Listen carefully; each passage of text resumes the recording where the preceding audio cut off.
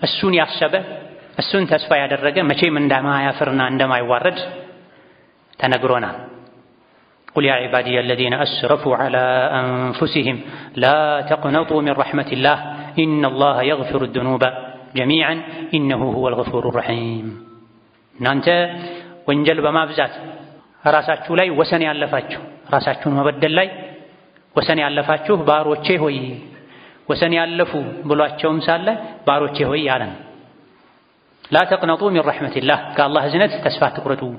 የተራበ ከአላህ ረሕመት ተስፋ ሊቆርጥ አይገባውም። የታመመ ከአላህ ረሕመት ተስፋ ሊቆርጥ አይገባውም።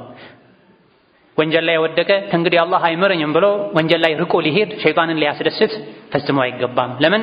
ኢነላህ የግፊሩ ዙኑበ ጀሚዓ ጌታ አላህ ወንጀሎችን ሁሉ ይምራል፣ ችግሮችን ሁሉ ይፈታል።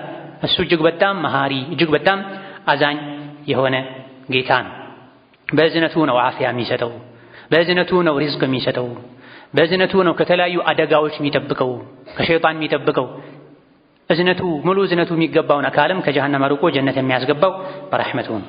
ስለዚህ ይሄን ሰፊ ረሕመቱን ተስፋ ልናደርግ የምናገኝበትን መንገድ ልንከጀል የአላህ ረሕመት አለኝ በሚል በተስፋ ልንኖር ይገባናል። ተስፋ መቁረጥ አላህን ያስቆጣል። ተስፋ ማድረግ ደግሞ አላህ አለኝ ብሎ በተስፋ መኖር፣ ልብ በተስፋ እንዲሞላ ማድረግ አላህን ያስደስታል። ረሕመቱን እዝነቱን ፈረጁንም ቅርብ ያደርግሃል።